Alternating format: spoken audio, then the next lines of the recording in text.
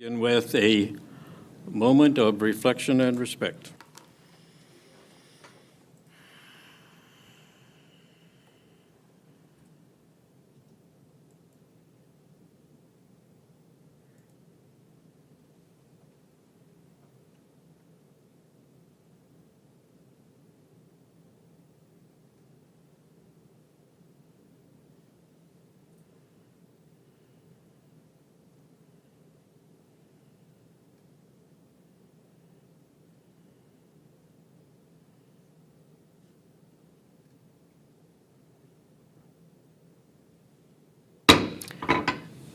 Thank you. Confirmation of the agenda.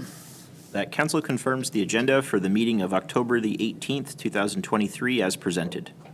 Mover and seconder, Councillor Desrosiers, Deputy Mayor Barber. All those in favor? It's carried. Thank you.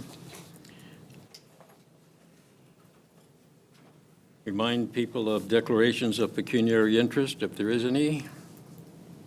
Seeing none. Begin with delegations and public meetings. First of all, presentation. We have a presentation by Watson and Associates concerning lands needs assessment for Elmer. So I believe you have Mr. Adam Fisher. There he is. There's Adam. So, Adam, take it away. Okay. Good evening, everyone. Thanks for having us here tonight. I'm just going to share my screen. My name is Adam Fisher, as of course you can see on the screen. I'm a senior project coordinator here at the firm of Watson Associates, and I'm joined by my colleague Jamie Cook, who's a managing partner at the firm here this evening. We've been retained to conduct the growth forecast study and land needs analysis, and today's presentation provides the details of those preliminary findings from both a growth forecast and land needs perspective. And is my screen visible? Yes, no, I'm just, Yep. yes, it is. Yes, great, okay. So in regards to the purpose of the study, as I said, we have been retained to conduct a 30-year population and employment growth forecast, as well as housing for the town within the context of the demographic and economic trends for Elgin County and the broader regional economy. And of course, this does include an assessment of the potential impacts of the Volkswagen electric vehicle battery plant. So when we first started this study, the details of that weren't announced, but we've gone back and reassessed in part the impact of that on the growth forecast and corresponding land needs. And then in the third bullet, as you can see, as a main result of this analysis, we've provided a residential and non-residential land needs to determine whether or not there is sufficient land to accommodate growth over the next 25 years. So one thing I just want to note at the onset here is the growth forecasts that we do are over a 30-year horizon, so 2021 to 2051. But you'll see in the report and on some of the slides here that for the purposes of land needs, the provincial policy requires that at a 25-year horizon. So that would be 2023 to 2048. So you will see a few of those metrics bouncing around, but I did want to just make that clear from the start here. So just a few introductory slides to provide a little background of how we get from A to B, essentially. So this slide shows information on what drives our population growth forecast. So really the fundamental starting point, as you can see in the first bullet, or the first bubble, I should say, is really trying to assess the local and regional economic outlook in the surrounding area. And, what are those drivers of potential growth from both a population and an employment perspective? So this not only includes the Volkswagen EV plant, but what's been happening in the broader economic region over the last several years more broadly, and what those trends are expected to be in the coming years. And of course, then taking that information to assess the labor force within the surrounding commuter shed, so essentially where the residents of Aylmer commute to work and where that labor force potential is, to then arrive at an employment growth forecast by major sector over the next 30 years. So we look at industrial, commercial, institutional, and all of the various employment sectors, and I'll get into that in some more detail. So that's really the kind of economic picture of things, and then as we dive further, we then take a look at the demographics driving growth as well. So that includes net migration, so looking at individuals and families coming into the town and those leaving to understand that net picture, as well as natural increase. So looking at the amount of births within the town, less the amount of deaths. In a lot of cases across Ontario, we are starting to see a dip in that natural increase to negative numbers in some locations. So that migration pressure is more and more needed to achieve population growth over the long term. So we look at the age structure of the population through that migration and natural increase to understand the age and family structures of the population over the next 30 years to determine then what the housing needs would be, and then break that down even further to look at that housing need by type. So your singles, semis, apartments, townhomes, et cetera. And this slide emphasizes that a little bit further. So again, that first bubble, really what I was talking to previously on those regional economic pressures. Also, technological change is quite a big one, especially when we start to think of manufacturing and labor within that market, where we know over the last decade or two, there has been a bit of a recovery in the manufacturing sector, but we have seen a bit of a shift towards more technologically intensive operations rather than more labor-intensive operations. So there has been that economic push, but less so on labor. But we are starting to see, of course, some real changing trends in that regard within Ontario generally. Aging population is another big one. As I was speaking to that natural increase picture, as the population starts to age, there are changing needs within a town, particularly around housing and the type of housing. So, what does an older population require to potentially move out of those single detached units to potentially into a condo apartment living. Not that everyone wants to do that, but again, having a variety of housing to be able to accommodate these changing needs across a broad spectrum of age categories. And that can also be for the younger age groups where affordability is, of course, a concern. And that really relates to quality of life, where across Ontario and Canada generally, we have quite a big housing crisis, but relative affordability can really drive that quality of life and that desire to live in a town such as Aylmer. And so this slide here is for the London CMA. That's as good as the data gets, but it is a useful slide that we like to look at just to understand how labor has been changing over the last several decades. So what you see in the dark blue represents total labor force in the thousands, and that's shown on an annual basis. And then once we switch to light blue, that's looking at quarterly data to really try and highlight the trends that emerged through the COVID-19 crisis. So as you can see in the dark blue, the labor force within the London CMA had been relatively stagnant. If you look at 2006 to 2019, and maybe I can just highlight that here, 268,000 to 268,000 essentially. So really a minimal amount of growth. Unemployment was declining, but that total labor force, employed labor force, wasn't seeing a lot of upward momentum. And then once the pandemic hit, we did see a low in July of 2020. But since then, it's been quite an unbelievably strong recovery from the labor force market. So you can see it's been a constant progression upwards up to 309,000 by August of 2023, which is the most recent month of data that we do have. So it really does speak to quite a turnaround for the London CMA, which of course includes the town, and really speaks to that positive pressure that's been experienced over the last few years, in part as a result of COVID. And when we start to look within that CMA more broadly and look at the commuting patterns for the town, a couple of trends emerge. And this is, again, getting back to that regional picture of really trying to understand what the commuter shed looks like for the town. So when we say commuter shed, that largely represents the main geographies that Aylmer residents go to for work. So this map here represents that geographical distribution. And as you can see on the pie chart on the right here, majority of that live work, if you will, or Aylmer residents live and work within the town. And then London and St. Thomas are the next two largest employers of residents in Aylmer.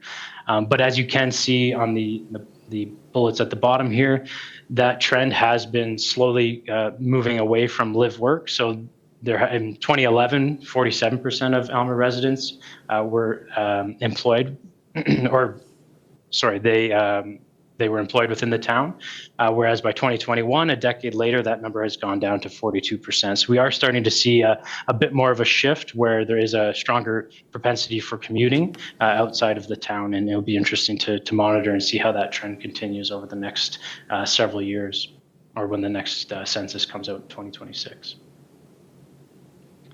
So moving away from that regional picture, just to look at some local trends. Here we have the historical growth rates for the municipalities within Elgin County over the last decade. And so these, again, are annual growth rates. And as you can see, the town really has been quite strong from a competitive position with the surrounding municipalities. So Central Elgin, South Wold, and Elmer really have been that driving force, as well as Dutton and Dunwich, where the other municipalities have been experiencing some more minimal growth. So again, just important to kind of contextualize, those, not only looking at the town itself, but how it fits within that broader region. And this slide here provides a bit more of a clearer picture on what's been happening for the town particularly. And this does perhaps look a little inflated just because the axis here does kind of zoom in, if you will. But you can see from 01 to 2011, there was a negative population growth generally experienced. But since 2011, there has been a pretty significant rebound for the town with growth continuing to increase over the last decade. So a real turning around of that trend, if you will. And again, will be interesting to see. And of course, our forecast reflects where we think these patterns are going to continue over the next decade, but beyond as well to 2051. And just one more slide here on the historical patterns. So this slide represents the building permit activity within the town. So as you can see, the numbers pre-2016 were somewhat slow, even though we did start to see that increased growth to 2016. But really from 2016 to 2019, a real strong period of building activity, a bit of a dive during 2020, but quite a big rebound, or almost a shift, if you will, of a kind of prolonged building permit activity in 2021. And again, another strong year in 2022. So far, we are seeing some light numbers for 2023. As you can see, it's 19 is predicted for the full year. We've taken 9 months of data and just stretched that out. And so, of course, a bit of a down year, but we do anticipate housing activity continue to be strong over the next 5 to 10 years. So moving away from the historical data, now looking at the forecast horizon. This slide here, again, trying to kind of contextualize the forecast a little bit further, provides information on what the Ministry of Finance, so they provide an annual population projection for all of the census divisions across Ontario. And so what we like to do sometimes is take a look at, what have they been saying for a specific geography over the years, and that's what this slide represents. You can see that light blue line of 109,500. Was from the 2019 Ministry of Finance. And 2 years later, that was increased to 125,000 total by 2046. And then again, 2 years later at 139,000. So really over a 4-year period, that incremental growth has gone from 11,400 to 41,200. So quite a substantial increase from what their general regional economic outlook is for the central or the Elgin Census Division. We do see, of course, that upward push in a lot of the Ministry of Finance numbers generally, but this is quite a strong shift from an incremental perspective. And the 2023 numbers wouldn't have included any consideration of the Volkswagen plant due to the timing of that release. So again, this really speaks to that upward pressure that's been experienced regardless of that within the regional economy as a whole. But of course, we know Volkswagen is a significant driver of growth, and we actually have been retained by the City of St. Thomas to assess the economic outputs expected from the plant. So we're currently in the middle of that study, but just to get a bit of an overview of how we're looking at this. So of course, we've looked at the direct employment, which is associated with the plant itself and would be located within St. Thomas. Of course, that's not to say that there won't be residents from all over commuting in to work at the plant itself. indirect employment, which would be jobs generated from the activity in the preceding stages of production. So anything that feeds into that battery supply chain. So that could be mining, material processing, battery components. So we look at that indirect employment across Ontario and then distribute that within the region and locally within St. Thomas to understand what that potential geographical pattern of indirect employment might look like. And then as well, we have induced employment. So this looks at jobs that really do serve the population. So, we've got these direct and indirect jobs that will be emerging in the region, and there, of course, will drive population and more families. And with more population, there's more employment needed to serve that population through, whether it be schools, institutional uses, retail. The list really goes on, but anything that serves that population would emerge as well as from a job opportunity perspective. And of course, lastly, the temporary construction employment market will be inflated in the years of the plant development as well as all the other spin-off indirect employment that might be generated.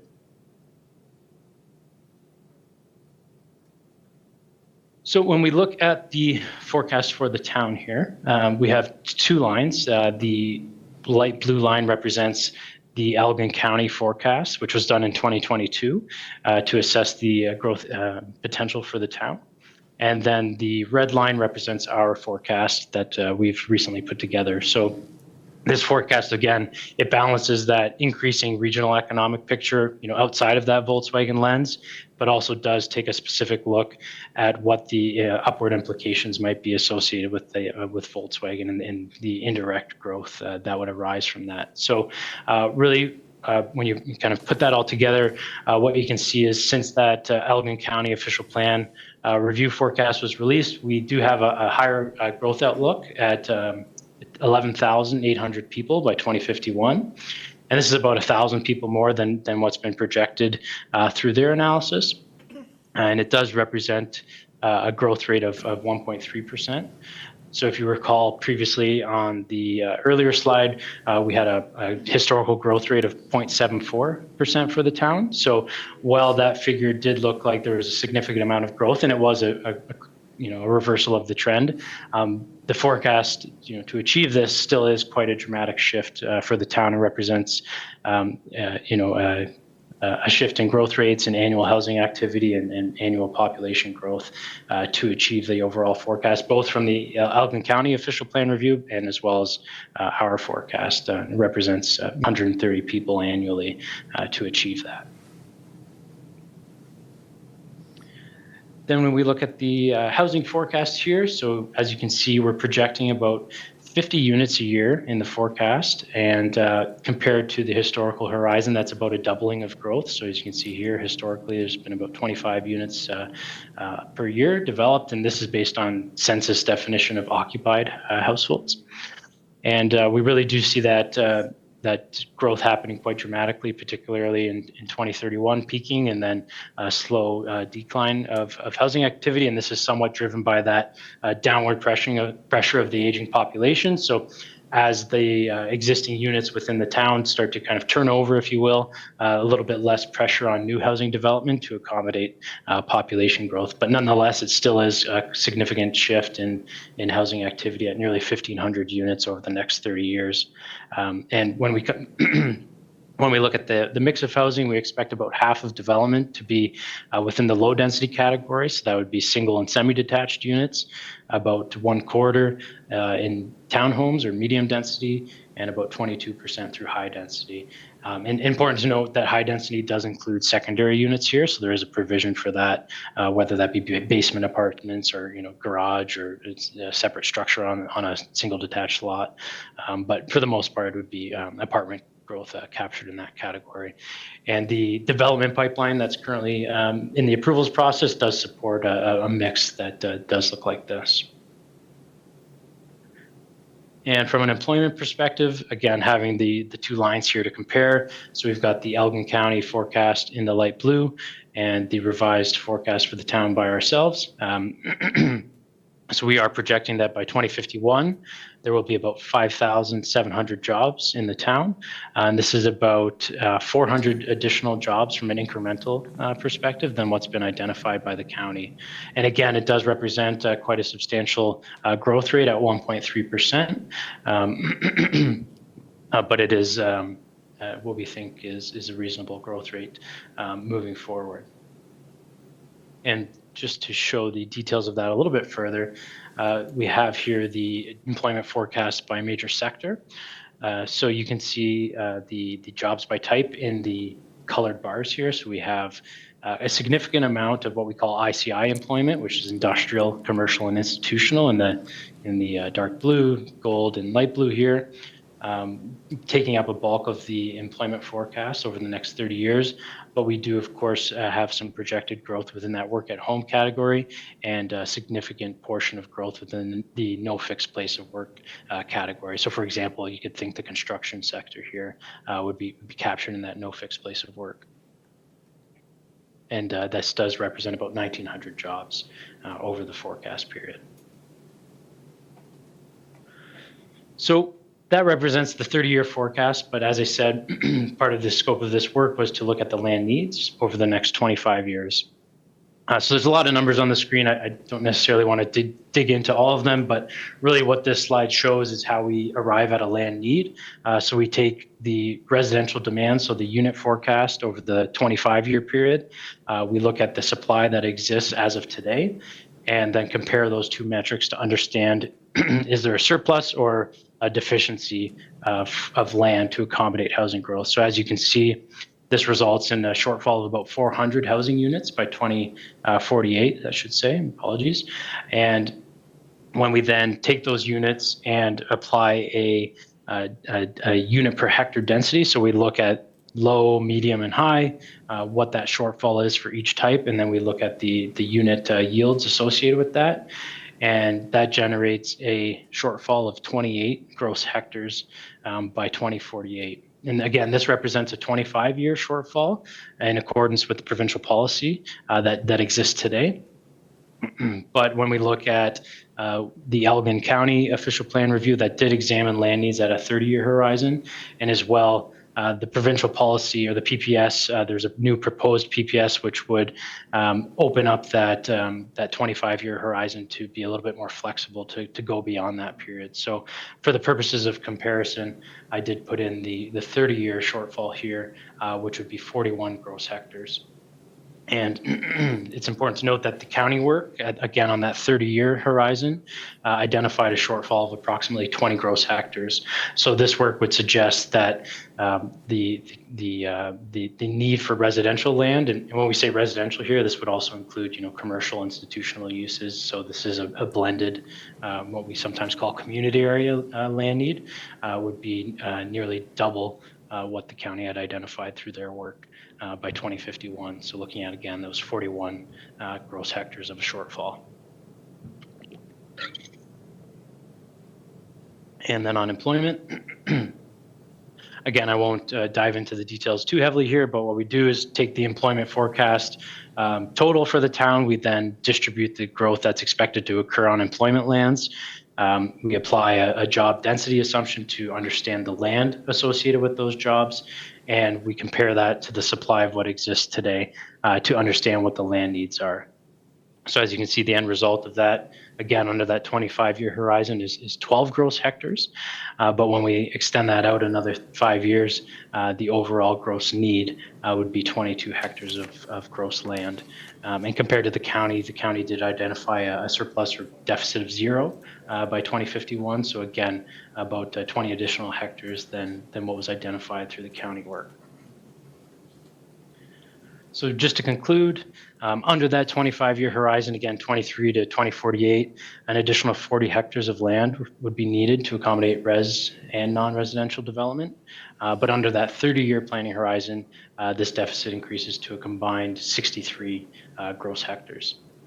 And as I said, the 2023 proposed PPS does provide some further flexibility to allow municipalities to designate residential and non-residential urban lands and expand urban boundaries beyond a 25-year horizon, which I know is not necessarily the context here, but as we move into bullet 3, you can see, given the complexity of the process, it's recognized that the ultimate land need identified through the expansion of the town's corporate boundary may potentially extend well beyond 25 years. So while that need by 2048 is 40 gross hectares, and by 2051, 63 gross hectares, when it comes to corporate boundary adjustments, there is a potential need to explore a wider horizon to,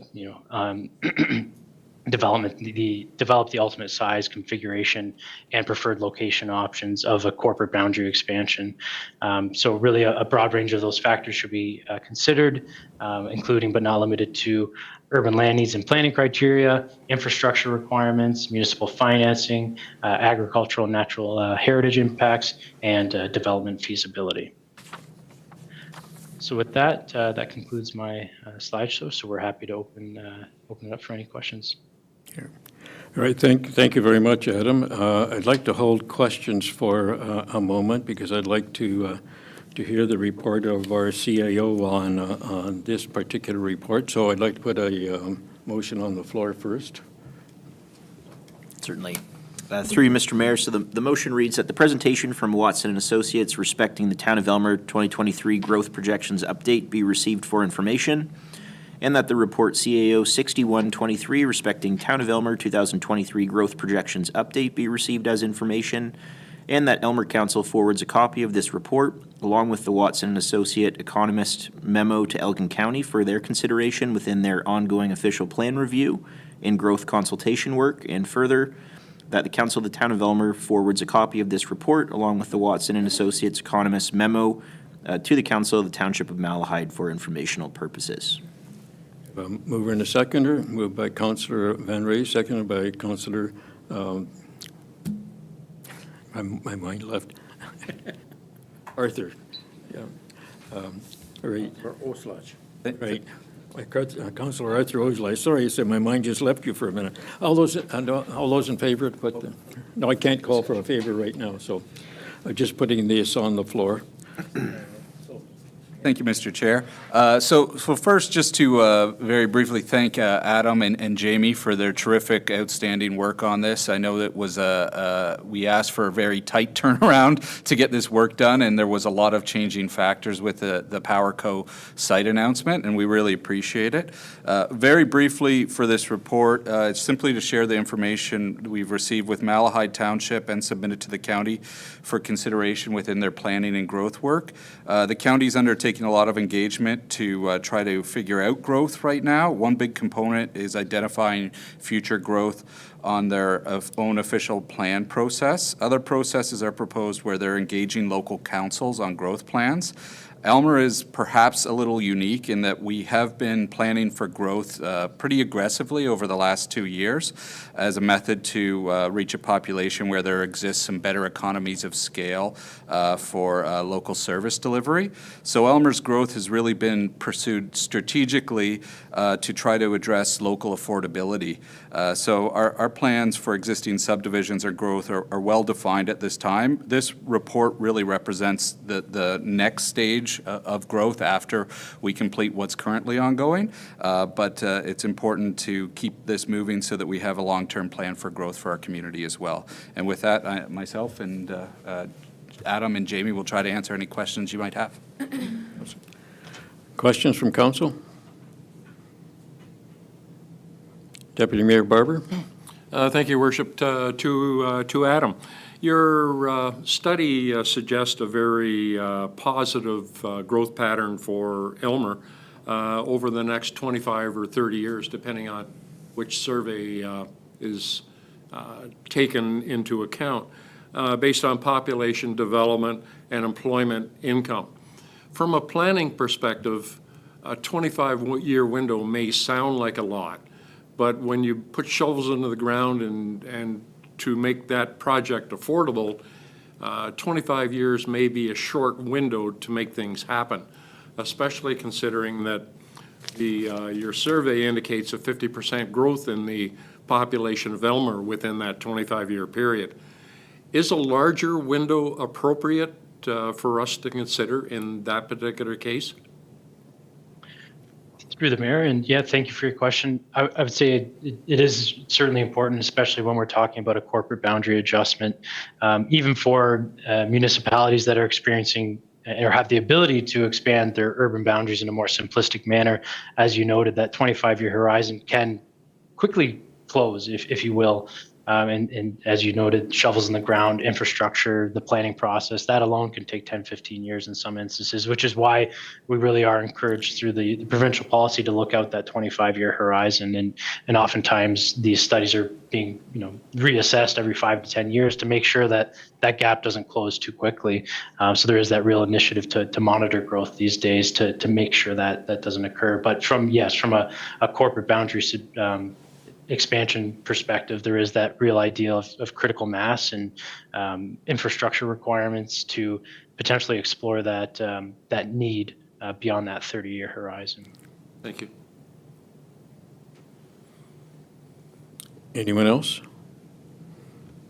Okay, seeing no one else, thank you very much for your report, Adam, and hopefully the County of Elgin will take note when we send that to them. Thank you. Thank you very much. Now, we have a motion on the floor. Seeing no further comments or questions, all those in favor? Yeah, it's carried unanimously. Thank you. Our next item is item 5.2, is a committee of adjustment. First, we need a resolution to recess and commence entering the committee of adjustment. That council does now recess and commences a committee of adjustment meeting at 7:32 p.m. Mover and seconder, Councillor Rahay and Councillor Chapman. All those in favor? Is carried. We're now in the committee of adjustment. The Committee of Adjustment of the Town of Elmer is convened to consider applications 823 and 923. Additional information relating to the applications is available for inspection between 8 a.m. and 5 p.m. weekdays at Elmer Town Hall. Signed written submissions are accepted by the Secretary-Treasurer prior to or during the hearing, and such submissions shall be available for inspection by any interested party. If a party who is notified does not attend the hearing, the committee can proceed and the party is not entitled to any further notice of hearings. Submission or request for notice can be sent to clerks@town.elmer.on.ca. A copy of the decision will be mailed to those persons who attend or are represented at the hearing and those who have filed a written request with the Secretary for notice of the committee's decision. Now, at this point, we'd also like to remind any members of the public that are in attendance this evening to use the sign-in form beside the entrance of the council chambers. The committee will receive input in the following order. First, a presentation of the staff report by the Manager of Planning and Development. Then we'll hear from the agent or applicant, then the public, and finally, follow-up clarifications, if necessary, from staff and the clerk. Application 823 is made by Peter B. and Nancy F. Klassen as the owners of property known municipally as 44 Beach Street West in the town of Elmer. The purpose of this variance is to add one additional residential unit in the basement of each semi-detached dwelling to create a total of 2 additional residential units on the lands. Thank you. Okay, let's begin with the Manager of Planning and Development for the report. Okay, thank you, Your Worship. The property is located at 44 Beach Street West. Just to provide some background information, this property currently contains 2 semi-detached dwellings. The owners are proposing to create a total of 2 additional residential units, which would be 1 residential unit in each semi-detached dwelling. Application was circulated to town staff, public agencies, and neighboring property owners. No comments of concern were submitted by staff and the public agencies, and no comments submitted by neighboring property owners. This application is a little bit different. It's actually not a minor variance. It is an application under Section 45(2), subsection 2 of the Ontario Planning Act. This is what we call a legal non-conforming use. So it's evaluated a little bit differently than the second minor variance application you're going to hear this evening. So essentially, what we looked at, we can't look at what we call the four tests. We kind of have to look at it a little bit differently.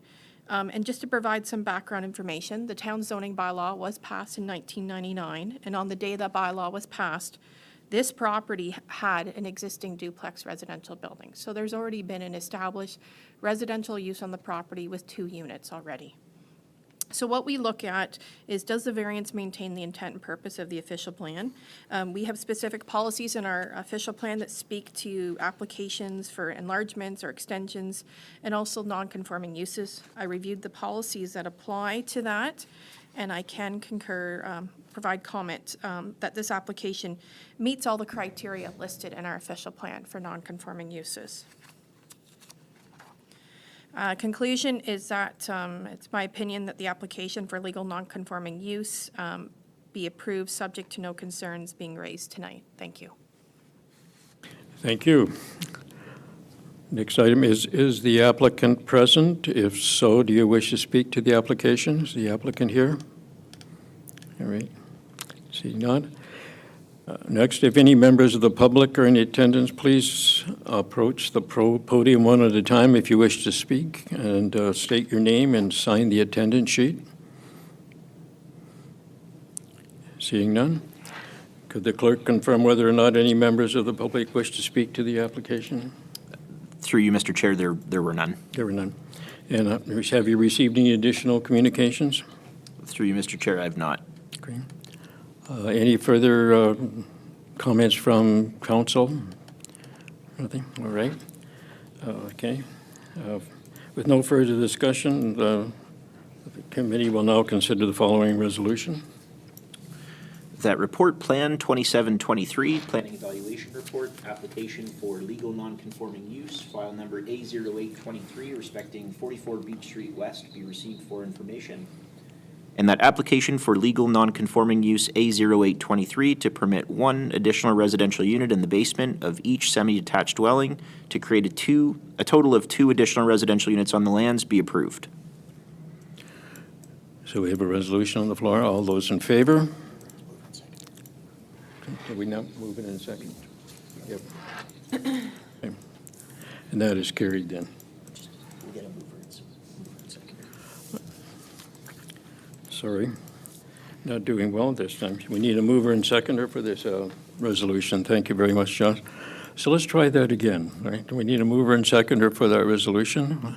Moved by Councillor Van Raes and seconded by Councillor Oslege. And this time, all in favor. It's carried, thank you. So Josh, can you introduce the next report? Application 923 is made by Christine Hamilton as the owner of the property known municipally as 14 Willow Drive in the town of Elmer. The purpose of this variance is to permit the construction of an accessory building, which is a detached garage, that exceeds the permitted maximum gross floor area. All right, thank you. Could the manager of planning and development provide the full report? Thank Heather. Okay, thank you, Your Worship. The application was circulated to staff. I did get comments from our Associate Director of Infrastructure and Operations, just simply stating that a site alteration permit is required, and that they'll also, the site alteration permit will be required in lieu of a road occupancy permit, as a curb cut is not required for this. As well, I received comments from Catfish Creek Conservation Authority advising that where this accessory building is being constructed is in fact within the authority's development regulation area, and that a permit will be required prior to any works being completed on the property. I do want to note that all of these comments have been provided to the property owner, and they're aware of the requirements. As well, the application was circulated to neighboring property owners, and no comments were submitted.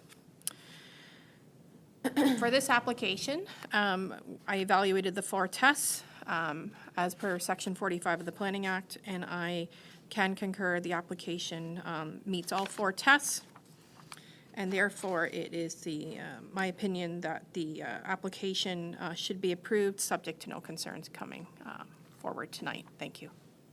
Thank you. Is the applicant present? If so, do you wish to speak to the application? None?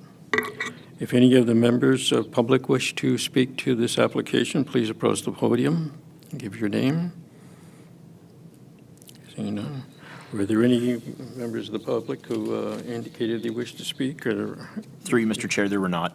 and did you receive any further communication? Through you, Mr. Chair, I did not. Okay. The manager of, I don't think there's any follow-up comments. Everything is fine here. So we need to proceed to any discussion by the committee. Yeah, seeing none. With no further discussion, the committee will now consider the following resolution. That the report Plan 2823, Planning Evaluation Report, application for minor variance A0923 respecting 14 Willow Drive be received for information, and that application for minor variance A0923 seeking relief from Section 31C, accessory uses, accessory buildings, and structure size requirements as followed. So 1, the maximum gross floor area for an accessory building or structure, detached garage shall not exceed 100.34 meters squared, or 1,080 square feet, be approved. I think I need a mover and a seconder for this one. Moved by Deputy Mayor Barber, seconded by Councillor Chapman. Any discussion? Seeing none, all those in favor? And there's carried. Thank you. Now I have a resolution to adjourn the committee hearing. That the Committee of Adjustment meeting does now close and council reconvene at 7:41 PM. Mover and seconder, Councillor Desrosiers and Councillor Rahi. All those in favor is carried. And now we need a resolution to recess and enter the public hearing. That council do now commence a public, that council do now recess and commence a public meeting at 7:42 PM to receive input from the public with respect to the application for zoning bylaw amendment ZBA 0423, respecting property known municipally as 431 John Street South. Mover and a seconder, Councillor Chapman and Councillor Oslach. All those in favor is carried. We are now in the public meeting. This public meeting is taking place under the Planning Act 1990 as amended. At this public meeting, council will hear public representations regarding the planning evaluation report respecting applications for zoning bylaw amendment file number 0423 respecting 431 John Street South, made by the applicant represented by Zelinka Priamo Limited. Please note that those who do not provide comment or written submission prior to the decision of the appropriate authority may not be afforded the right to appeal to the Ontario Land Tribunal. Council will hear comments in the following order. First, presentation of the staff report by the Manager of Planning and Development. Second, from the agent or applicant. Third, from the public. And fourth, from staff and the clerk. Thank you. Manager of Planning and Development, provide the report. Okay, thank you, Your Worship. The purpose of the application for the zoning bylaw amendment is to rezone the subject lands from residential type 2 R2 to residential RM1 to permit multiple dwellings, specifically 76 two-story townhouse units. Each unit will contain a one-car garage and one parking space in each driveway for a total of 2 parking spaces per unit. A total of 20 visitor parking spaces will be provided in various locations throughout the development, including 2 barrier-free parking spaces. As mentioned, the property is located at 431 John Street South. This is on the east side of John Street South as you're heading kind of out of town towards the southerly boundaries of town.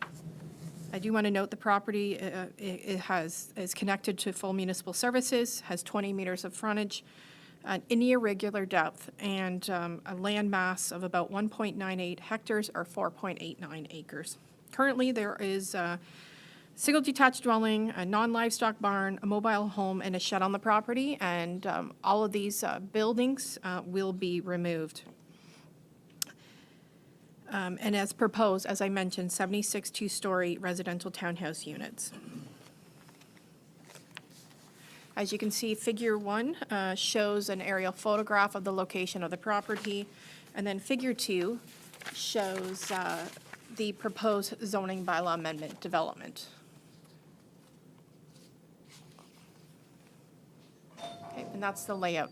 I apologize, it's, we kind of have to flip it a bit. It's a large development. We're kind of looking at it right now. The eastern kind of view is kind of at the top. Okay. The following reports and studies have been completed for the application. That is the Planning Justification Report, prepared by Zelenka Priamo Limited, Functional Servicing Report, prepared by MTE Consultants, Inc., Preliminary Stormwater Management Report, prepared by MTE Consultants, Inc., and a Traffic Impact Brief, prepared by R.C. Spencer Associates, Inc. Moving on to planning, evaluation, and analysis, I first took a look at the provincial policy statement, reviewed the applicable policies that apply, and the proposed zoning bylaw amendment meets the policies of the provincial policy statement, and therefore it's consistent with the provincial policy statement. Next, moving on to the County of Elgin official plan, I reviewed the policies that apply to this development, and I can conclude that the proposed zoning bylaw amendment conforms to the county's official plan. Next, moving on to the Town of Elmer's official plan. The subject lands are designated medium-density residential in our official plan. The medium-density residential designation permits a variety of housing types. This includes single-detached, semi-detached, duplex, triplex, converted, and townhouse dwellings, home occupation uses, and public uses. It's also important to note that the medium-density residential areas are not to exceed 40 units per gross hectare. I do want to note that the proposed development is under the maximum density for the medium-density residential density maximum. As well, I reviewed Section 3.1.1 site suitability policies for this proposal. I reviewed the criteria that is within that policy section, and I can advise that the proposed development meets this policy. As well, as I've mentioned, that several reports have been submitted that demonstrate the proposed development meets the development criteria listed in our official plan. It's also important to note that the proposed development is subject to site plan approval, which will further require the development criteria listed in my report to be achieved. Moving on, I also reviewed the residential use objectives for the town's official plan, and I can conclude that this proposal does meet the residential use objectives. Therefore, the proposed zoning bylaw amendment Therefore, the proposed zoning bylaw amendment will conform to our official plan, subject to the zoning bylaw amendment coming into effect. Next, moving on to the Town of Aylmer zoning bylaw. Staff are recommending that the lands be rezoned to the residential multiple first density zone to permit the multiple dwellings, which permits townhouse units. The proposed development can be adequately provided with the required number of off-street parking spaces and barrier-free parking spaces. Lastly, it's important to note the proposed development meets all of the proposed RM1 zone regulations. Therefore, the proposed zoning bylaw amendment will be in compliance with the zoning bylaw, subject to it coming into force and effect. Moving on to other issues and matters, site plan approval. This application will be subject to site plan approval. Site plan approval will address parcel access, on-site parking, landscaping, fencing, on-site snow and garbage storage, exterior lighting, servicing, and stormwater management. Moving on to consultation, the application was circulated to town staff and all the applicable commenting agencies. I received comments from the Associate Director of Infrastructure and Operations, basically stating that they had no concerns with the proposed amendment and that their concerns were more detailed, or more in terms of detailed design, which would be addressed through the site plan application process. In terms of agency comments, I received comments from Canada Post, very standard comments, basically stating that there would be the need for community mailboxes and that Canada Post would work with the developer to find a suitable site on the property for the community mailboxes. Moving on to Catfish Creek Conservation Authority. The authority has no concerns with the application as the proposal demonstrates that safe access during a flood event can be achieved on this site. And it's important to note just a front portion, a very small front portion of this property is within the Conservation Authority's development regulation area. However, there is no development proposed in that area. It's just for driveway access purposes, where there's already an existing driveway into this property. Moving on to Elgin County Engineering Services. As this is, John Street South is a county road. A road occupancy permit is required from Elgin County.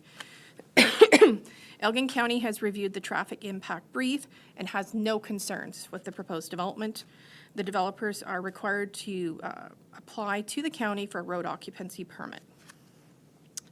The application was also circulated to all the neighboring property owners within 120 meters of the property. As of tonight's meeting, no comments were received at the time of this meeting. In conclusion, it's my opinion that the proposed zoning bylaw amendment is consistent with the provincial policy statement and it conforms to the county's official plan. And I recommend that the zoning bylaw amendment be approved, subject to no concerns being raised through any oral and written comments being received since the writing of this report at the public meeting. Thank you. Thank you, Heather. If the applicant is present, do you wish to speak to the application? Just come to the podium and state your name, please.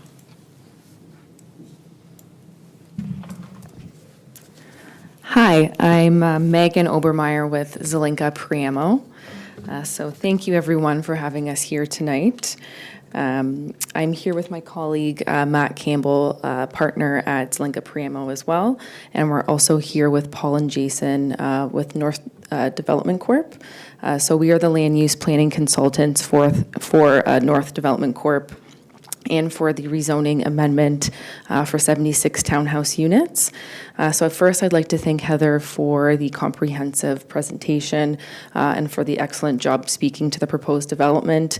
We have been working collaboratively over the last few months to work out the details of the zoning of these lands. We have had the opportunity to carefully review the planning report and note that staff are recommending the zoning bylaw amendment be approved. We are hopeful for a positive outcome and approval of the zoning bylaw amendment by council.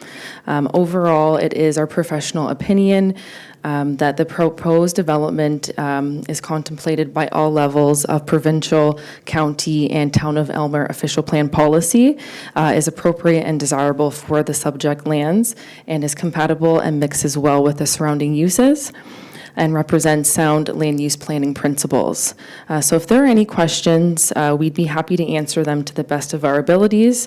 If we don't have answers to your questions, we'll do our best to find those answers and relay those back to Heather. So I have prepared some visuals from our planning report, if anyone would like to see the conceptual site plan or renderings. And we can open it up to questions or clarification questions if there are any. Thank you. Also have any questions?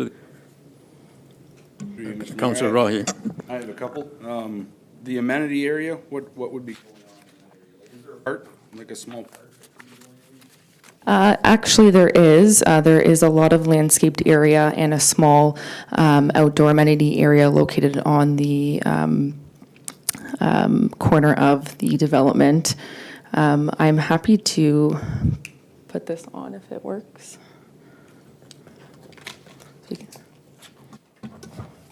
So actually, you could see in the southeast corner, there is a small amenity area, which could consist of some playground amenities and seating. And those details will be refined during site plan. One more question. Are these rental units or like condo unit? So the tenure has not been determined yet, but it could be either. Any other member of council? Other councilor? Okay, thank you very much. Thank you. Question, Deputy Mayor? Right now, sir. Seeing there's members of the public in attendance, if any of you wish to speak, please approach the podium, give your name, make sure you're signed in. I don't see anyone coming forward. The clerk, have we received any additional communication? Through you, Mr. Chair, we've not received any preliminary registrations from members of the public to speak to the application this evening. Are there any further comments from council? Deputy Mayor Barber. Thank you, Your Worship. This is a fairly aggressive development in what is presently single-family dwellings. It's unique that there isn't been too much of a response from the public. And as I understand it, the application has been handled in a timely manner. What I'm asking council consideration on is to defer the matter until the next meeting of council, or when appropriate. And it's based on the report plan 2923 regarding planning evaluation report, application for zoning bylaw amendment ZBA 04-23, 431 John Street South be received, and that the council of the town of Aylmer defer their decision on the proposed zoning bylaw amendment ZBA 04-23 to consider public comments received at the public meeting until the next council meeting scheduled for November the 1st, 2023. Okay, so you're suggesting that we defer the motion until the next meeting based on public comments? That was your comment. At this point, we haven't received any public comments. You're saying that public could come forward to Town Hall and give comments. Is that the idea? Your worship, considering the proposal, I'm suggesting that people within the area are not fully comprehending the development as such, and I think they should be given their opportunity to express their opinions. Okay. Yeah. Okay, so just hang a second. We did pass the opportunity for a member of the public to speak, but I see that somebody wishes to speak, so that's fine. Come to the podium and give your name, please. Thank you. It's Jack Van Castren, former owner of this property. And then to your comments, Deputy Mayor Barber, I can assure you that all the neighbors in this immediate area are fully aware of the development through the legal process of notification. They have all these diagrams, proposals. They've been in consultation with myself, what's going on there. They're fully aware. And the fact that Josh hasn't received any public comments, and the fact that there are a delegation here of interested parties, that there was no public comments, I don't see any reason why it should be deferred for public comments. That'd be my comment. All right, thank you. There was another hand from council. Councillor Van Raes. Through you, Mr. Chair, and to Megan, I believe, or anyone from the delegation, can you confirm that property owners have been notified?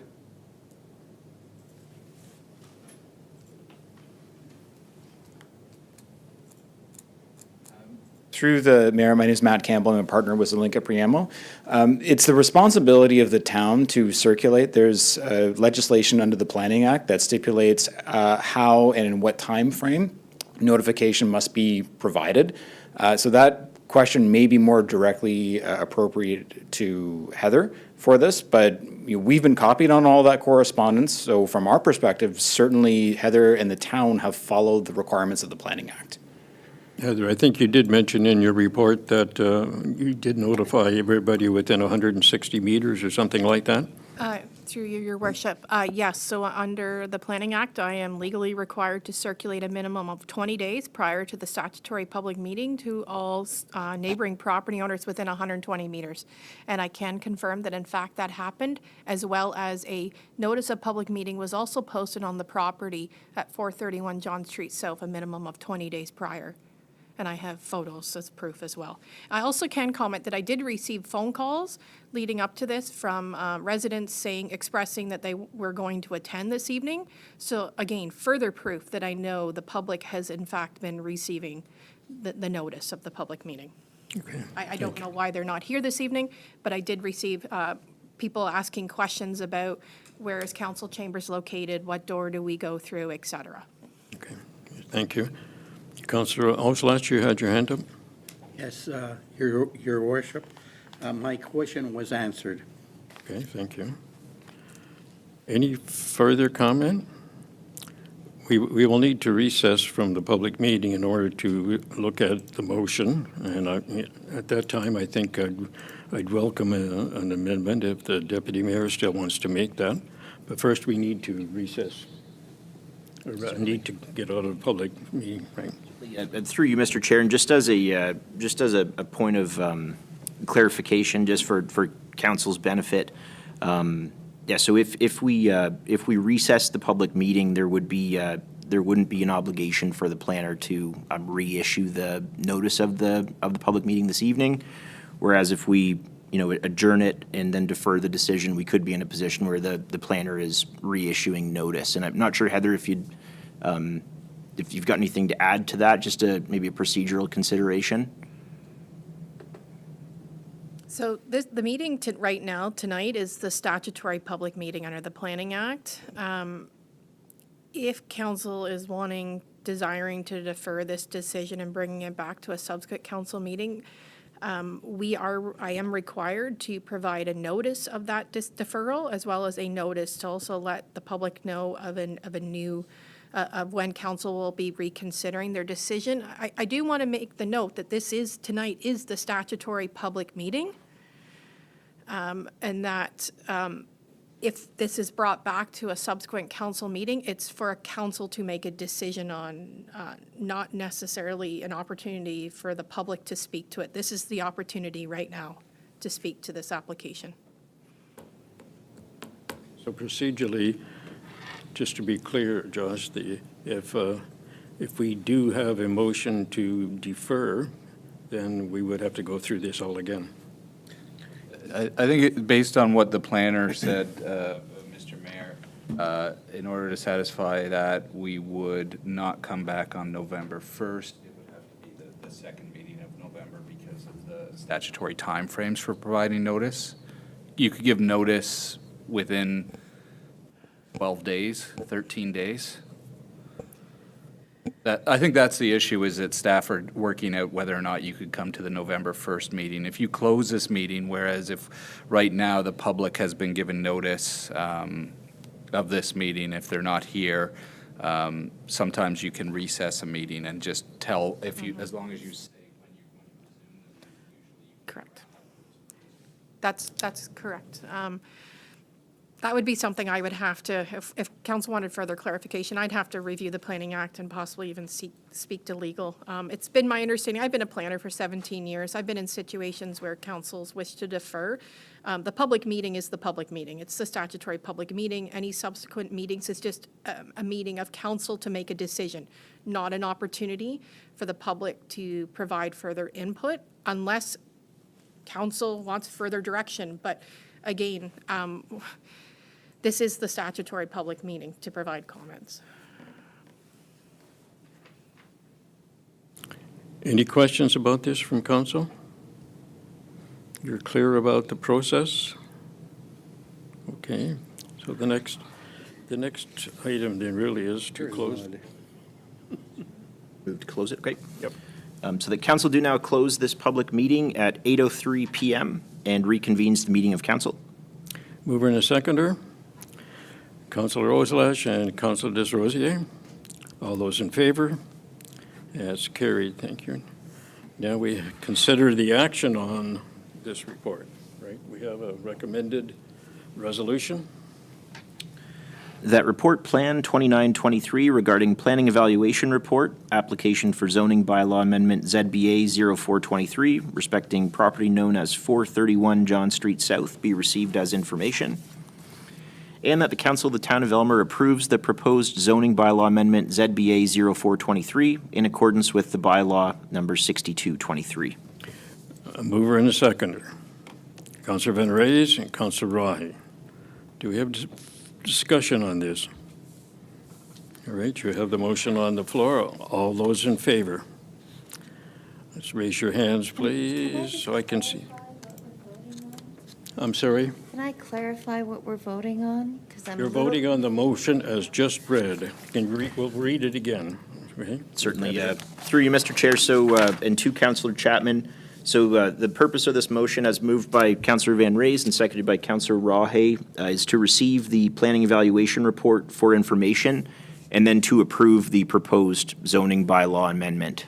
So this would approve But what's this is the approval. what's not- being recommended in the report, yes. Okay. Yep. I just Okay. wanted to make sure it was.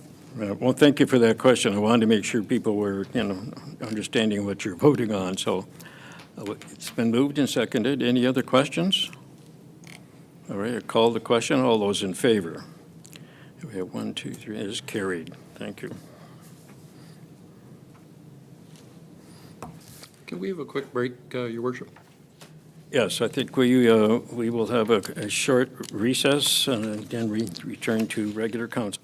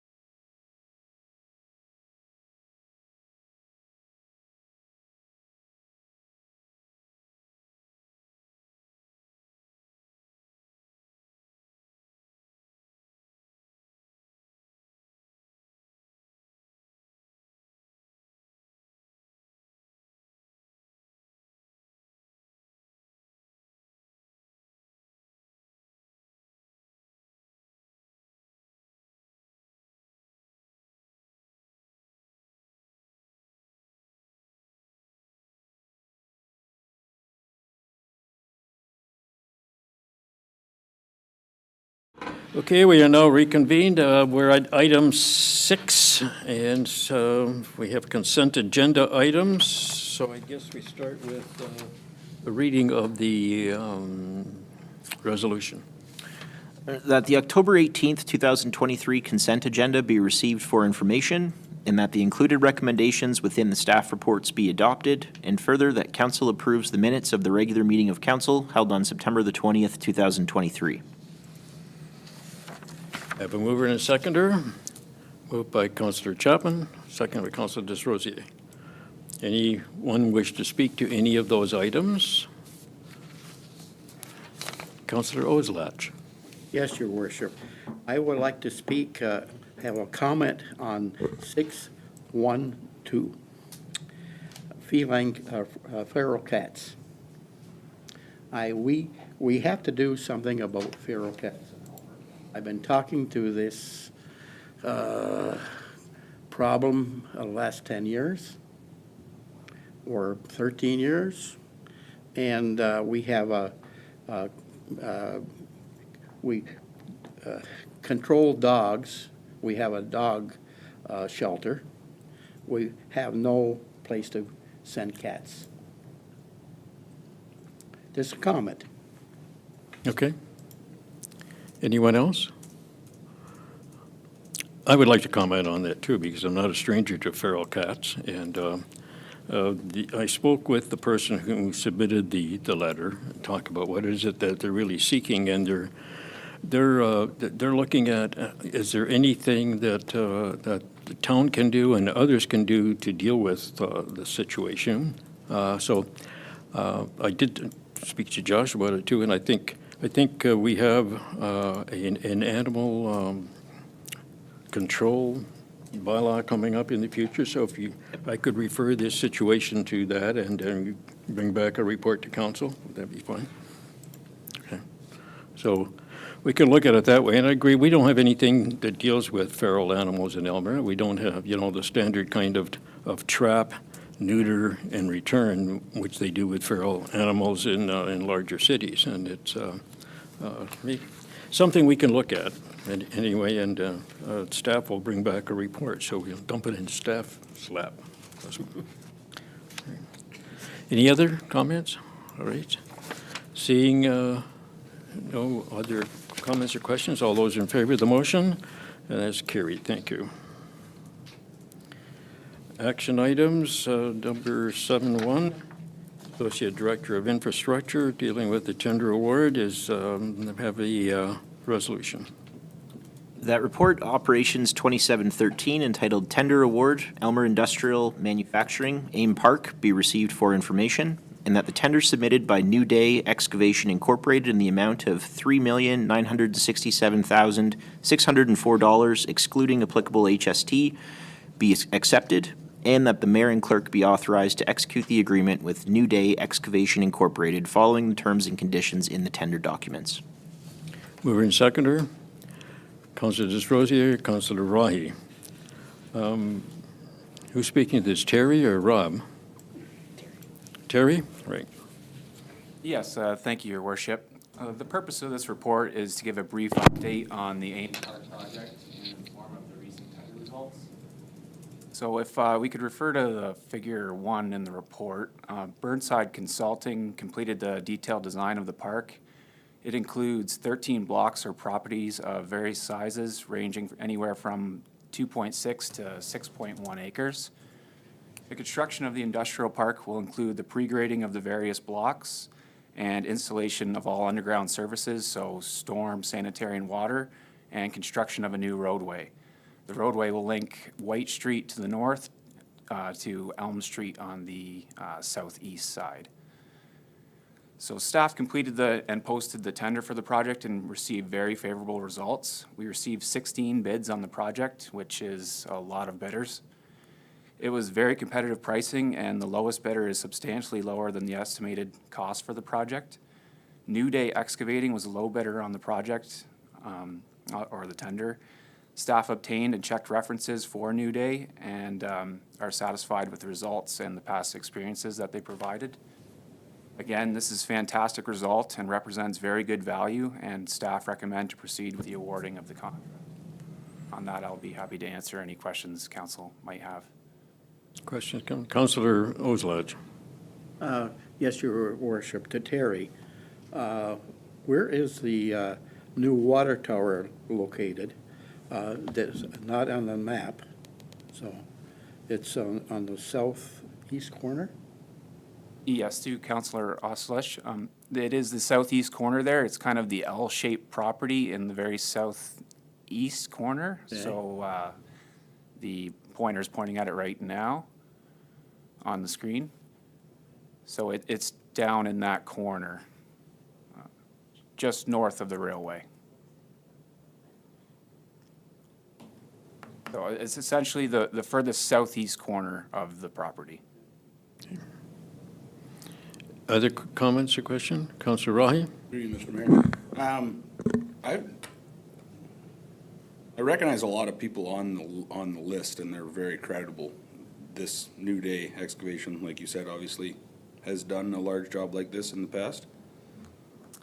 Through your worship to Councillor Rahe, they are a newer contractor, so that's why we did obtain references and past experiences from them. They are very eager for the project, and again, we had a kind of a preliminary meeting with them to just gain their background, and they have provided all information and had similar site servicing experiences. Thanks. Councillor Desrosiers. Thank you, Mr. Mayor. Just a comment. I know during the RFP process, staff have little control over who bids for the project, but whenever I do get a report from staff with bids such as this, with an extensive list, I like to go through the list and look up these companies to see where they're from. And as Councillor Rahi just mentioned, there's a lot of familiar names here, specifically even the bidder that we're going with. They are a local company, and I personally like seeing that when I know, we don't have control all the time over RFP process such as this, but the fact that this bid is going to a local company and it's keeping this this project within this economy, I really, really do value that, and I think that's an amazing thing. Thank you. Any other comments? Seeing none, all those in favor? Carried. Thank you. 7.2, Director of Operations, Tree Management Policy. Josh? That report, Operations 2823, entitled Tree Management Policy Revision, BIA Tree Schedule, be received for information, and that the council approves the proposed revision to the tree management policy for the inclusion of an improved tree list for the business improvement area. Mover and seconder, Councillor Chapman and Councillor Desrosiers. Rob? Thank you, Your Worship. The purpose of this amendment to our policy is to have a very specific tree planting policy for the downtown area. As the councilors are aware, we have a very comprehensive tree management policy in the town, very robust. However, there have been times when the trees that were selected from that list have not always met with the satisfaction of the BIA. So to address that root sort of issue, we looked at our tree management policy and came up with a very smaller select group of trees that would be suitable just for the downtown, and then presented that to the BIA for their approval and endorsement to sort of address that root cause for concern. I would like to mention Councillor Oshlak on this. He did the heavy lifting for this. I am not a tree expert, so I just want to make that recognition to Councillor Oshlak. But we think this now addresses this policy, and so it's going to be a lot easier, and it sort of codifies the selection list. You can't pick any tree. There's these 6 specific trees now for the downtown. Provides us some variety, yet narrows that selection down. Thank you. Council? Deputy Mayor Barber. Just a couple of quick questions. In the event that a tree has to be replaced or it's a new planting, who's going to decide what variety goes there? Some of them are faster growing than others. Some of them are more pollutant resistant than others. How are you going to make that determination out of the 5? Through your worship to Deputy Mayor Barber, I think now that we have sort of a narrower list, it would be, I think, a lot easier to work with that local business owner. They may have just put a brand-new sign up and are looking for a specific tree, provided it's on this list. We'd also look at what's next to this tree to see if we could kind of work. The intent is to sort of work with the downtown businesses to make everything look cohesive and keep everybody happy. Councillor Chapman. Through you, your worship. And my only suggestion is that if a tree is planted and it is not flourishing, that that particular tree be removed from the list so that we're not continually planting a tree that's going to die off. So there may be some of these that flourish more in the downtown area, and there might be one tree that you plant 2 of them and they both die, so we take them off the list. Okay, thank you. Anyone else? Seeing none, all those in favor? It's carried, thank you. Item 7.3, Director of Corporate Legislative Services, have a resolution. That report, Clerk 5123, entitled Municipal Grants is received for information, and that council refer the municipal grant correspondence to the Finance Committee for further consideration, and further that council directs staff to prepare an analysis of grant applications received in comparison to the approved grants and donations policy for consideration at the next Finance Committee meeting. Mover and seconder, Councillor Oslash and Deputy Mayor Barber. Josh. Through you, Mr. Mayor, this is, the first part of this is very much a housekeeping report. It's been our standard practice to refer received grants and donations to the Finance Committee or the relevant section of the operational budget process. So that's the first part of this action. In accordance with the limit that council had set and in the revised timeline, staff are presenting all of the received grant applications that we've received. The second part of this is really to assist and expedite the council review process. Staff are recommending that a preliminary analysis be prepared, which would compare the received requests with the approved grants and donations policy. And this, we would expect, would supplement council's process of considering those grants. I'll also mention that the full packages of the grants and donation requests that we've received will be circulated to members of council via email after this meeting. With that, I'm happy to answer any questions. Questions? Seeing none, all those in favor? Carried. 7.4, Director of Financial Services, the Quarter Financial Summary Resolution. That report, Finance 2423, entitled Quarterly Financial Summary Report, Quarter 3, be received for information. Mover and seconder, Councillor Chapman, Councillor Rahi. Heather. Thank you, Mr. Mayor. Through you and to members of council, the report you have in front of you this evening summarizes Q3 year-to-date. We have completed the journal entries in August for the reserve transfers, so that has changed since Q2. Relating to other revenue, the Planning and Development Department revenues have reached their established targets to this point in the year. Marriage ceremonies have also exceeded expectation, as mentioned in prior quarterly reports.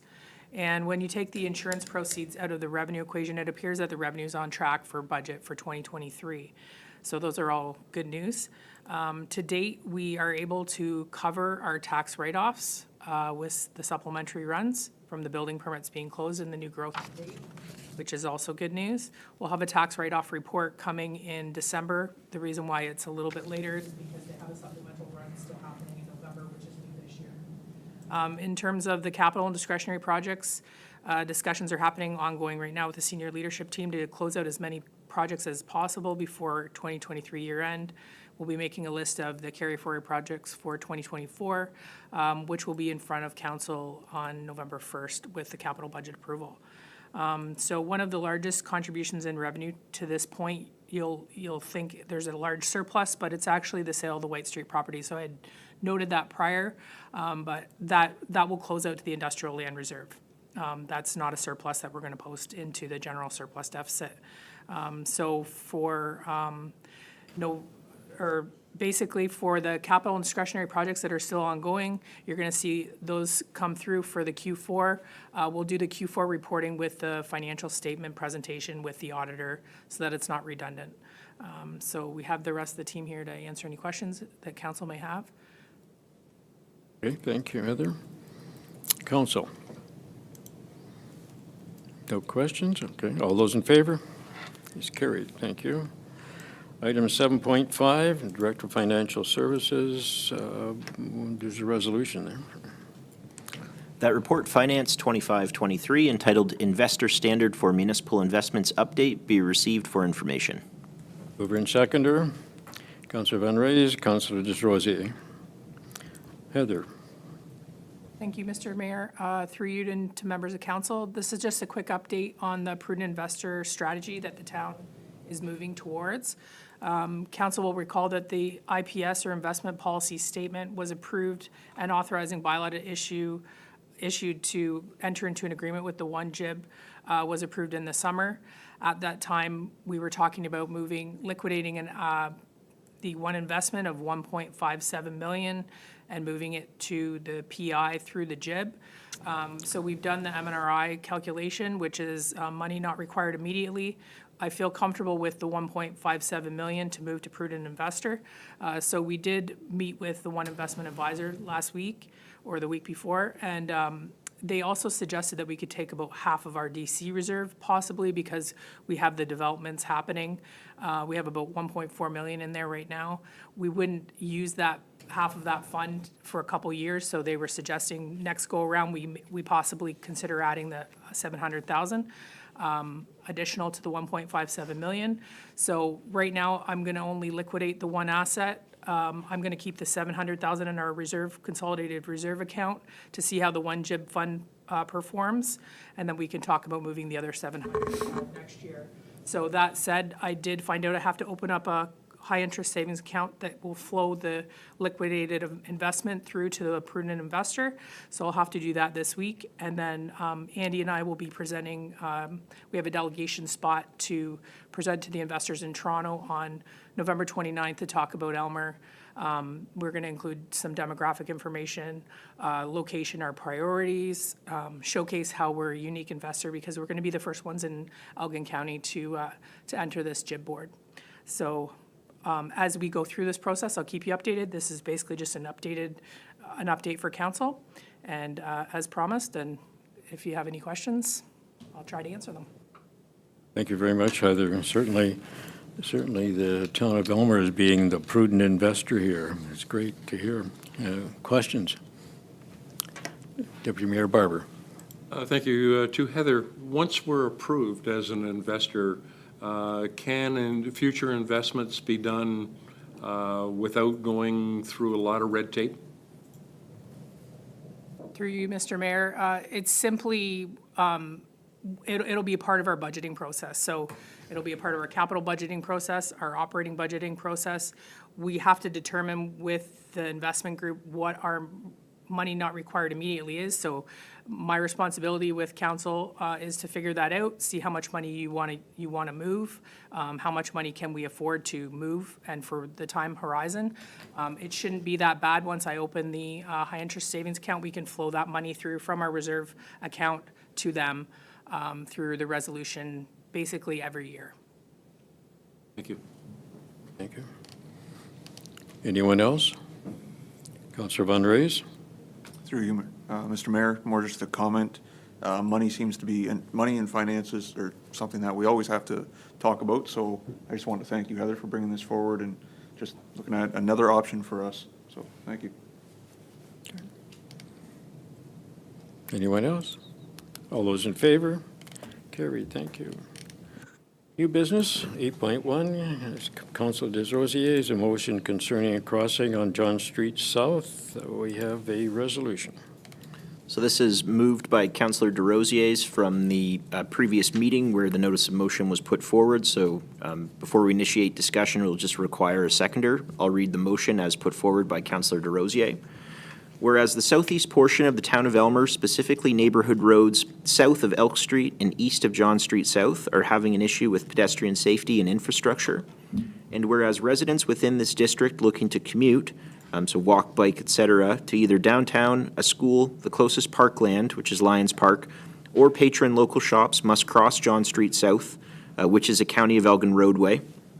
And whereas the only pedestrian crossing on John Street South does not adequately service residential neighborhoods south of Elk Street, and whereas there are additional plans for extensive residential development south of Elk Street.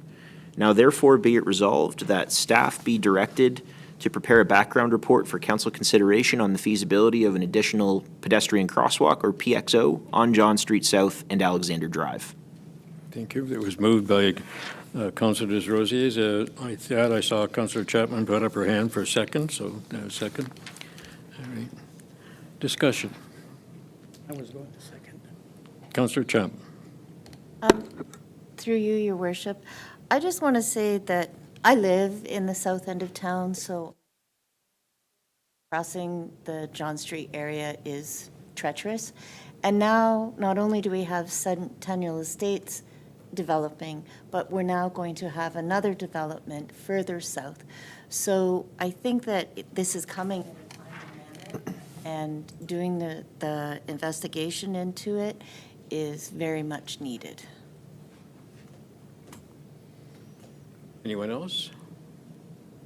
No other discussion? Okay.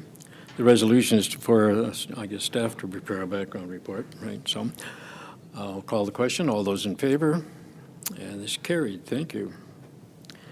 Reading of bylaws. We have a number of resolutions. 9-3. Yep, so we'll move to the three readings. That council gives three readings to and approves the following bylaws. Bylaw 6223 being a bylaw to amend the zoning bylaw 5799, which is, again, the zoning bylaw of the town of Elmer, and this is respecting the previous planning application respecting Bylaw 6323 being a bylaw to appoint Robert J. Swayze as the Integrity Commissioner for the Corporation of the Town of Elmer pursuant to Sections 9, 10, and 11 of Section 223.3 of the Municipal Act 2001 as amended, and Bylaw 6423 being a bylaw to confirm the proceedings of council at the regular council meeting held on September the 20th, 2023. Thank you. Mover and seconder. Moved by Councilor Desrosiers, second by Deputy Mayor Barber. Any discussion? Seeing none, all those in favor? It's carried. Thank you. Inquiries by members. Councillor Rahi. This is in regards to the, through you, Mr. Mayor, this is in regards to the trail system that's through the park, and I'm curious how we would set up a minimum maintenance standard for said trail. Okay, who wants to answer that one? Rob?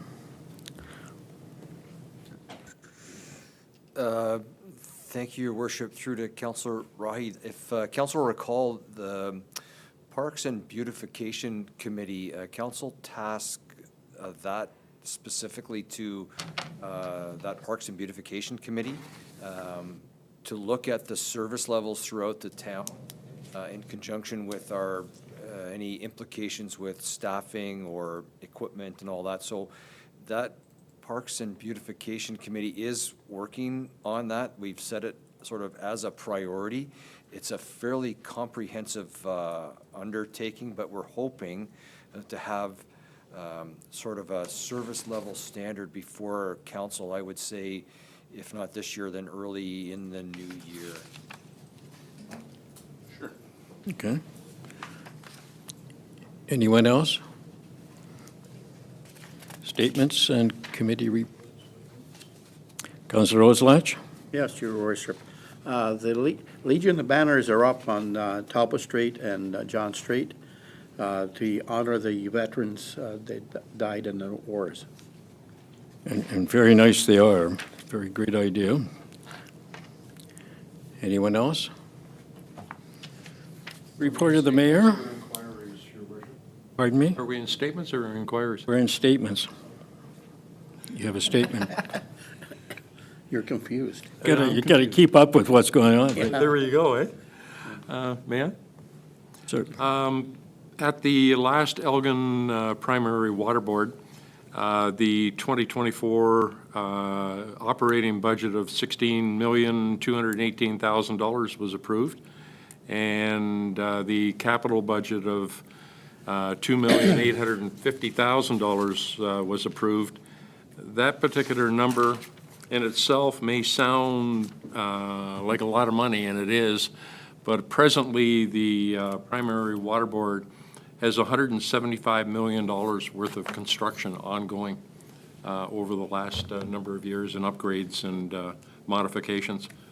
As far as the water rate goes for 2024, it was projected to be at 2.5% increase because of one of the big factors of changes in expenses this year were cost of chemicals that went through the roof. A lot of them are brought in from the States, and the cost of doing or purchasing those products far exceeded expectations, so had to bump up the anticipated increase from 2.5 to 3.5%.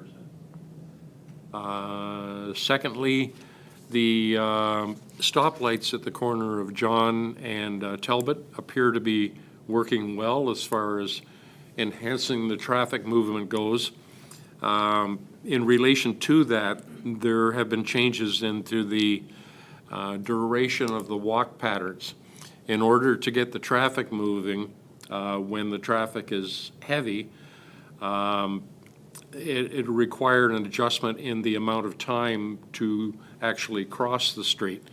The standards that have been implemented into the system meet all of the disability requirements that are out there.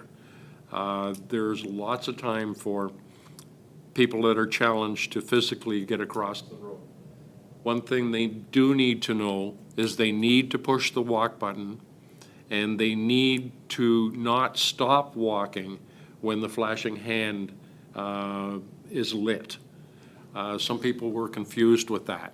If they got partway across the road and the flashing hand came out, they hesitated.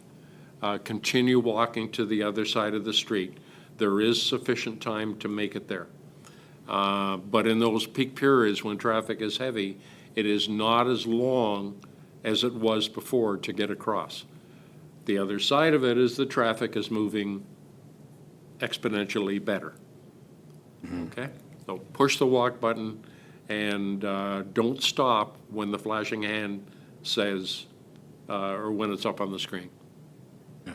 Thank you. Thank you. And to comment on that, it's not only the flashing hand. Sometimes when you count down from 10 and you get to 0, you think you have to stop, but the light stays green for a long time, past 0 as well. That is true. Anyone else? Councillor Chapman. Through you, Your Worship. Councillor DeRose and I attended, it was put on by the Southwestern Public Health, and it was a community action network for children and youth in Elgin. It was about helping to create a healthier environment for the children, and they were looking at collecting data so that they could help prevent drug and alcohol addiction. And it was quite an interesting seminar. It was on Thursday, October 12th, and they're looking into bringing this program into Elgin County. It's sad that we have so many youth that are addicted to drugs and alcohol, and if there's something that we can do to lessen the number of children that fall into that category, then it's of value to our community. So there will be more information coming in the future, but it's a good thing. All right. Yes, thank you for attending that, because I'm a member of the board of the Southwest Public Health Unit, and certainly we're trying our best to get the word out and get information out, which is the beginning part of data collection, so thank you. Anyone else? Okay. Report of the mayor. Usually I don't have a report. Tonight I do. I want to make some comments about code of conduct. I've been interested lately in a code of conduct required of public officials, and it's not just because of something that happened in Sarnia yesterday, but in general. As mayor, I'm responsible for seeing that proper conduct in council meetings is followed. Certainly this has been the case here, and I commend you for it. I do want to remind you that it is inappropriate and out of order for any councillor to engage in remarks which are demeaning to other councillors or persons in this or any other municipality. Simply put, demeaning or negative comments do not serve the interests of the municipality. I say this here because it is my duty to stop you from making these kinds of. I'm proud of the way in which this council has followed proper decorum in its discussions. I also wish to comment on the inappropriate practice, and I feel it really is inappropriate practice and shouldn't happen. The inappropriate practice of walking on closed session items. And by that I mean to bring a closed session item to be discussed at the same meeting that somebody walks it on. Whether this is, during regular council or in committee meetings, to walk on a closed session item is really inappropriate. A walk-on request should be left to the emergency items that need to be discussed and be brought forward as an emergency item and not just something that suddenly we want to talk about in closed session. Councilors have no idea of what closed session item it is if it's a walk-on. Such a precedent is dangerous. It is for this reason that I'll always be against sudden additions to the agenda for closed session items. On a more cheery note, it's been 2 months since the last mayor's thank you. I would like to extend my thank you to someone who took on a leadership role in the resurrection of the band shell. To place this in context, I think about, 10, 12 years ago, there was a feeling in the town that the band shell was going to be torn down. And so people were in a fury about losing the band shell. And this particular person took it upon herself to advocate for the band shell, and in fact visited everybody in the town of Aylmer. Actually made T-shirts. She didn't make them, but she had T-shirts made with Save the Band Shell, and some of us still have those Save the Band Shell shirts, I'm sure. Eventually, the estate of Dorothy Parker left enough money to refurbish the band shell and the park around it. But this person who kind of advocated for the band shell didn't stop there. She was and is instrumental in organizing the Wednesday night music performances at the band shell, an event which is free and has become institutionalized through the East Elgin Music Society. I said the concert is free, but donations have gone to help needy organizations in Aylmer. This woman, this person can be seen cleaning the park from time to time, picking up rubbish, cleaning the inside of the band shell, and she pays a great deal of attention to this, her watchful building in the town of Aylmer. Of course, you know who I'm talking about is Mary Jane Lampman. So Mary Jane, thank you very much for your dedication to the band shell and to the prime person behind the free concerts every Wednesday. Okay, thank you. And move on to notice of motion. There are none. So we go into closed session. We have a resolution. That council moves into a meeting closed to the public at 8:47 p.m.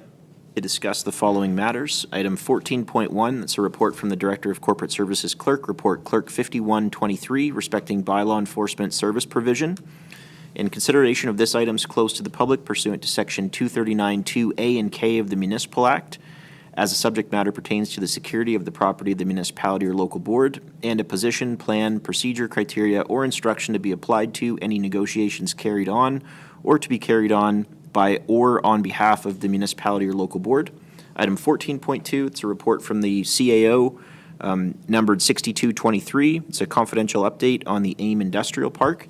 Consideration of this item is closed to the public pursuant to Section 239-2C of the Municipal Act as amended, as the subject matter pertains to a proposed or pending acquisition or disposition of land by the municipality or local board.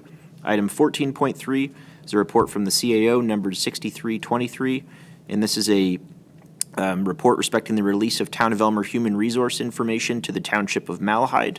In consideration of this item is closed to the public pursuant to Section 239-2B of the Municipal Act as amended, as the subject matter pertains to personal matters of an identifiable individual, including municipal or local board employees. Item 14.4, which is a report from the CAO numbered 6423 respecting mediation of the East Elgin Community Complex Agreement, and this is a follow-up report on the report CAO 6023. Consideration of this item is closed to the public pursuant to Section 239-2E and K of the Municipal Act as amended, as the subject matter pertains to litigation or potential litigation, including matters before administrative tribunals affecting the municipality or local board, and a position, plan, procedure, criteria, or instruction to be applied to any negotiations carried on or to be carried on by or on behalf of the municipality or local board. And finally, item 14.5, which is a report from the CAO numbered 6523 respecting the Elmer boundary adjustment.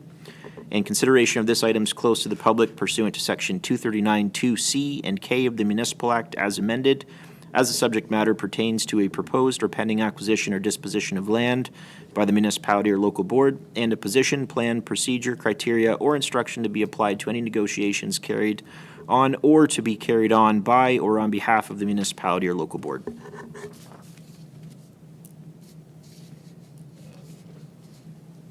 Okay. It's a mover and a seconder. Okay, moved by Councillor Van Ray, seconded by Councillor Desrosiers. Discussion. All those in favor? As carried. Thank you. So.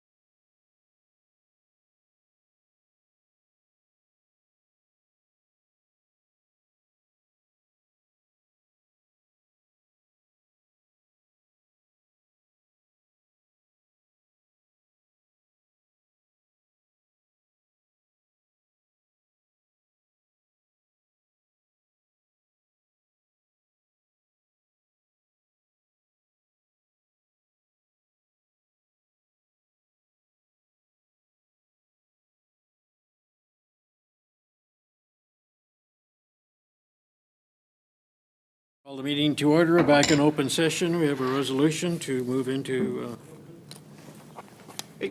That council rises from the meeting closed to the public at 9:47 PM and reports the following. Okay. That council received for information and provided confidential direction to the CAO in regards to staff reports Clerk 5123, CAO 6223, confidential Ames Park Industrial Update, staff report CAO 6323, confidential release of Town of Elmer human resource information to the Township of Malahide, report CAO 6423, mediation ECC agreement, and finally, council gave direction to the CAO respecting report CAO 6523, Elmer boundary adjustment. mover and seconder, Councilor Van Rays and Councilor Rahe. All those in favor, and carried. That council do now adjourn at 9:48 PM. Mover seconder, Deputy Mayor Barber and Councilor Chapman. All those in favor, carried. Thank you.